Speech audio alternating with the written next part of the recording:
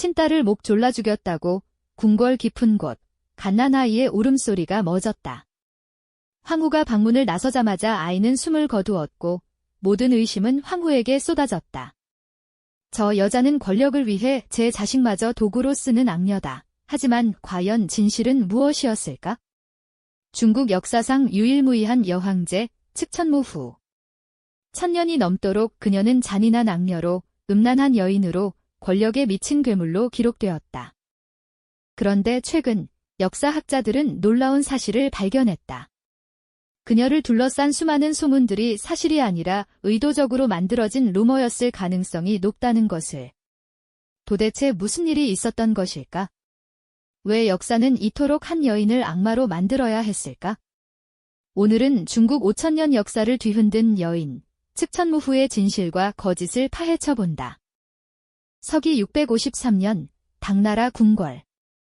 29세의 무조, 훗날 측천무후라 불릴 그녀는 고종의 총애를 한 몸에 받으며 딸을 낳았다. 안정공주, 황제가 무척이나 아꼈던 공주였다.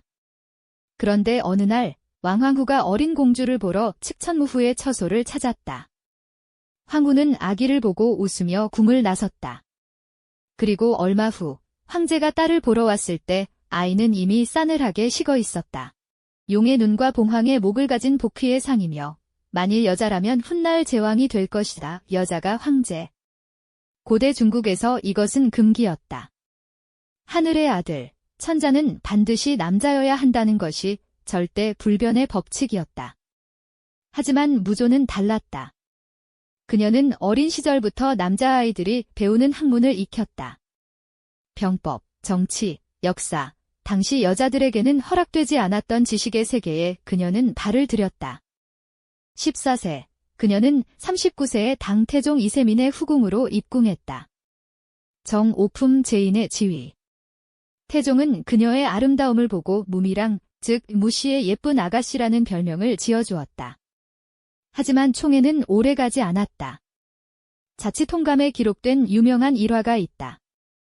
어느 날 궁궐에 너무 사나워서 아무도 길들이지 못하는 말이 들어왔다. 태종이 고민하자 14세 소녀 무조가 나섰다. 폐하, 제가 저 말을 길들여 보겠사옵니다. 어떻게?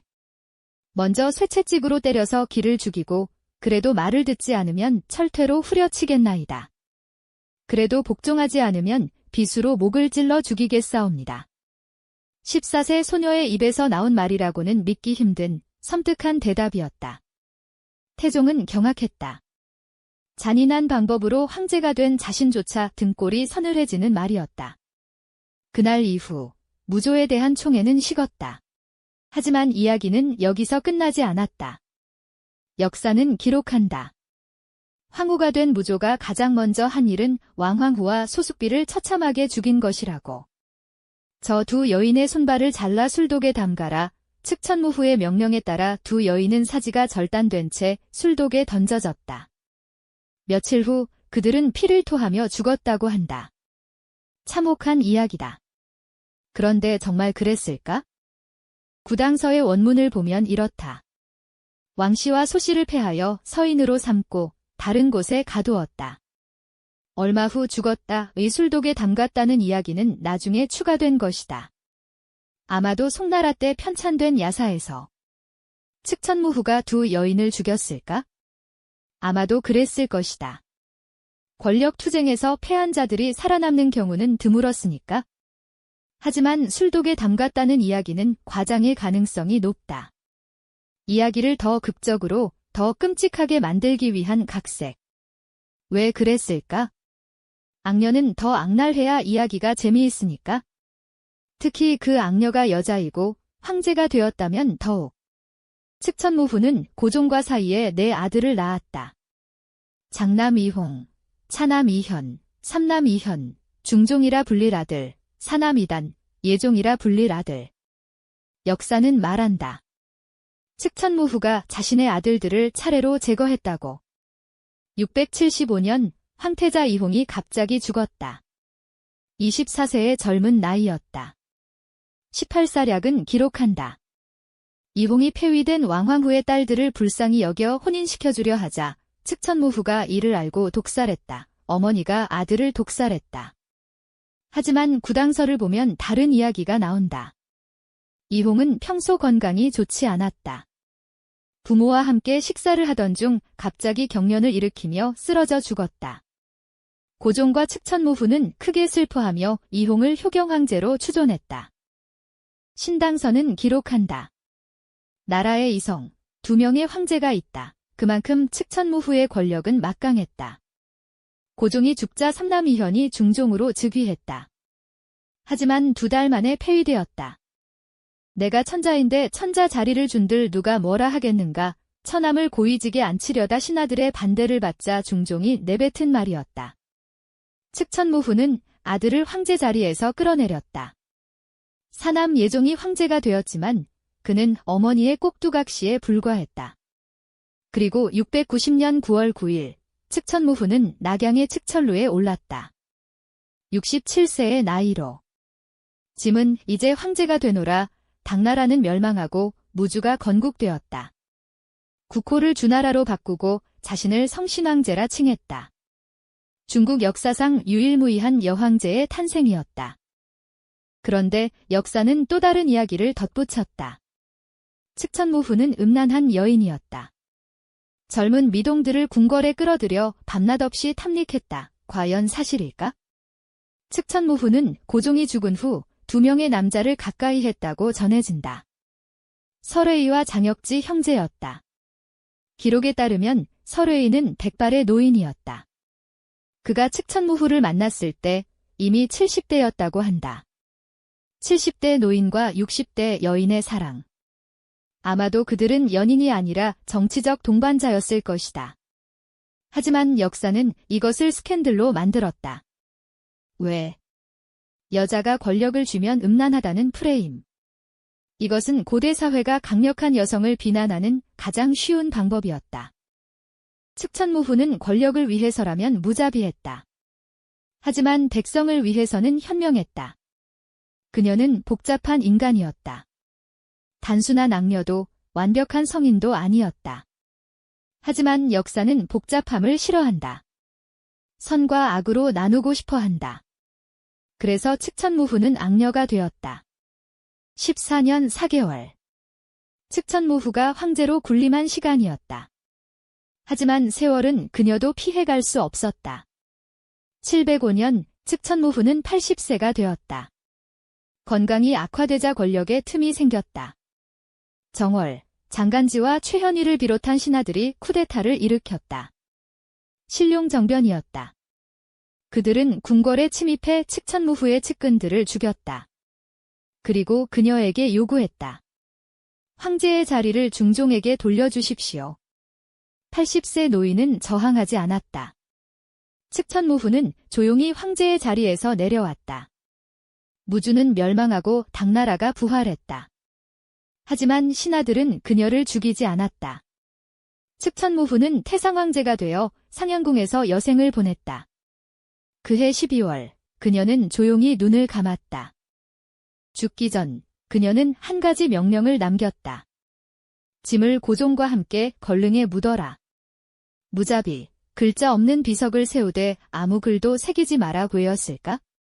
어떤 이는 말한다. 자신의 공과를 후세가 평가하도록 맡긴 것이라고. 어떤 이는 말한다. 아무리 써도 자신을 제대로 평가할 수 없다는 것을 알았기 때문이라고. 또 어떤 이는 말한다. 황제였던 자신이 아니라 고종을 사랑했던 한 여인으로 돌아가고 싶었던 것이라고. 진실은 알 수 없다. 하지만 측천무후는 마지막 순간 황제가 아니라 황후로 묻혔다. 측천 순성황후. 그녀의 시호였다. 죽기 직전 그녀는 숭산에 금관을 던지며 신들에게 빌었다고 한다. 짐이 지은 모든 죄를 사해주소서. 하늘을 차지했던 여인도 막상 하늘로 돌아갈 때가 되니 두려웠던 것일까? 그렇다면 왜 역사는 측천무후를 이토록 극악무도한 악녀로 만들었을까?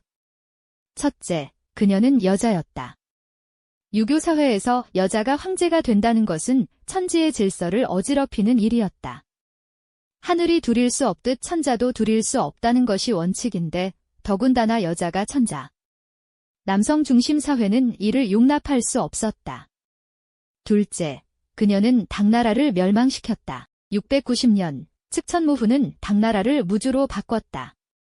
비록 15년 만에 당나라가 부활했지만 이것은 용서받을 수 없는 찬탈이었다. 후대의 사가들, 특히 송나라와 명나라의 유학자들에게 측천무후는 역적이었다. 셋째, 역사는 승자가 쓴다. 측천무후가 죽은 후 권력을 되찾은 이들은 누구였나? 그녀에게 숙청당했던 관롱 귀족 집단이었다. 그들이 사서 편찬을 주도하면서 측천무후를 악마로 만들었다. 넷째, 여성 권력자는 음란해야 한다는 고정관념. 강력한 여성은 성적으로 문란하다는 프레임. 이것은 여성 권력자를 비난하는 가장 효과적인 방법이었다. 클레오파트라, 양귀비, 서태후 모두 같은 프레임에 갇혔다. 다섯째, 이야기는 극적일수록 잘 팔린다. 진실은 복잡하고 지루하다. 하지만 악녀의 이야기는 재미있다. 친딸을 죽이고 아들들을 독살하고 남자를 탐하는 악녀. 이런 이야기가 사람들의 관심을 끈다. 그래서 야사는 점점 더 과장되었고 루머는 사실처럼 받아들여졌다. 현대 역사학자들은 측천무후를 재평가하고 있다. 분명 그녀는 권력을 위해 무자비했다. 수많은 사람을 죽였다. 자신의 아들들조차 제거하는데 주저하지 않았다.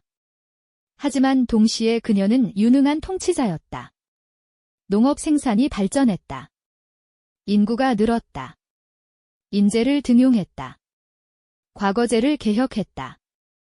그녀가 통치한 15년, 우주의 치라 불리는 이 시기는 당나라 역사에서 결코 암흑기가 아니었다. 오히려 당 태종의 정관의 치와 현종의 계원의 치 사이를 연결하는 중요한 가교였다. 측천무후 없이는 당나라의 황금기도 없었다. 그렇다면 그녀는 명군인가? 완전히 그렇다고도 할 수 없다. 공포정치는 분명 문제였다. 결론은 이것이다. 측천무후는 선도 악도 아니었다. 그녀는 인간이었다. 야망과 능력, 무자비함과 현명함을 모두 가진 복잡한 인간. 하지만 역사는 그녀를 단순한 악녀로 만들었다. 왜냐하면 그녀가 여자였고 금지된 왕좌에 앉았기 때문이다. 걸릉, 측천무후와 고종이 함께 묻힌 무덤. 그곳에는 정말로 무자비가 서 있다. 글자 하나 없는 거대한 비석. 1400년이 지난 지금도 그 비석은 말이 없다. 하지만 우리는 묻는다.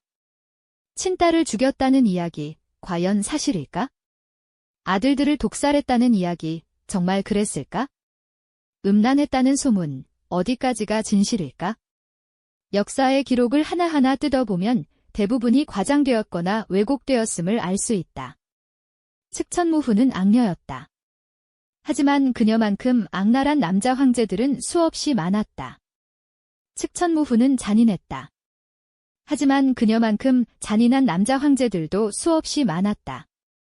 차이는 단 하나, 그녀는 여자였다. 그래서 역사는 그녀에게만 유독 가혹했다. 1000년 동안 그녀는 악녀로, 괴물로, 음란한 여인으로 낙인 찍혔다. 하지만 이제 우리는 안다. 그 낙인의 상당 부분이 루머였다는 것을. 역사가 만든 최악의 루머. 측천무후, 그녀는 그 루머의 가장 큰 희생자였다. 여러분의 관심과 사랑이 있기에 좋은 역사 이야기를 전해드릴 수 있습니다. 구독과 좋아요는 저희에게 큰 힘이 됩니다. 다음에는 또 어떤 흥미진진한 역사 이야기로 찾아뵐지 기대해 주시기 바랍니다.